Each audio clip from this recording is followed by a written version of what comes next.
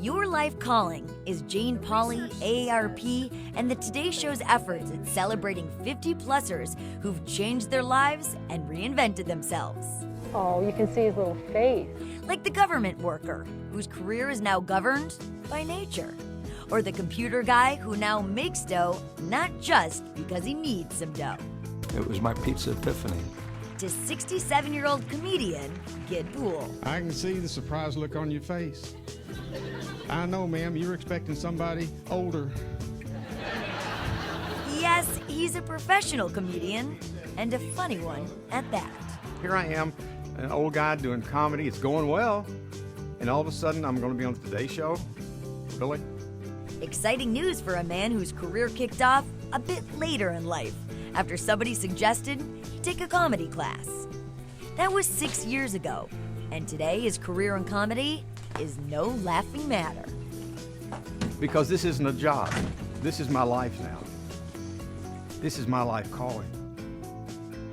Nice tie-in. Nice there. tie-in, Nice yes. tie-in. Jane told me to say that. Oh, she did. She did. MO, move out.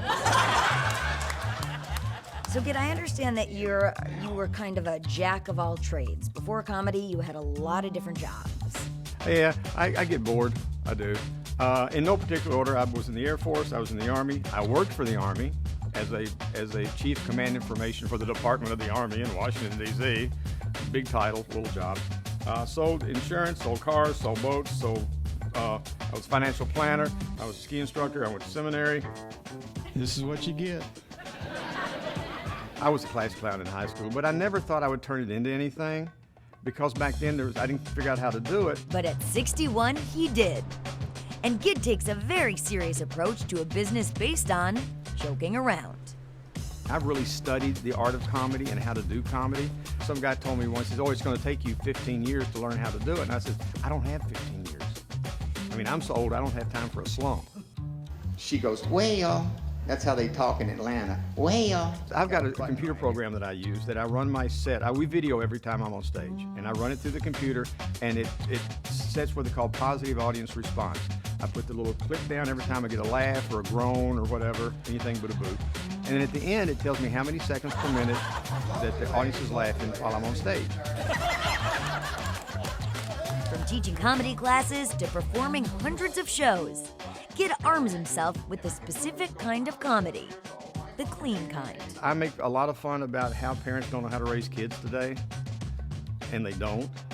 I make fun of old people, because I'm one of them, and some of the things we do, like why we drive so slow on the interstate. Why is that? It's not that we're not in a hurry.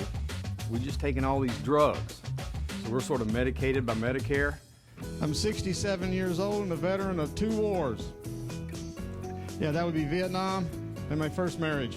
Any advice for others in your peer group trying to reinvent themselves? One of the things, and I hear this a lot, I'll do a comedy show, and after the show, some guy, and it's usually a guy, comes up and says, gee, I've always wanted to do comedy. I've always wanted to try. I said, well, why don't you? And then I get this litany of excuses. Well, I don't have time, I don't have time, da. Well, maybe there's some real reasons, but you don't have to be a professional comedian. Take the class, do the open mic, do the show. Go to the Elks Club and do your 10 minutes in front of a band one night. And give it a shot. Yeah, because the only thing is, here's the thing. Either you're funny or you're not. But as long as you're having a good time, it doesn't matter. As long as you're having a good time, it doesn't matter. And that's a wrap. Well, you guys enjoy the rest of the evening. Thank you. Thank you.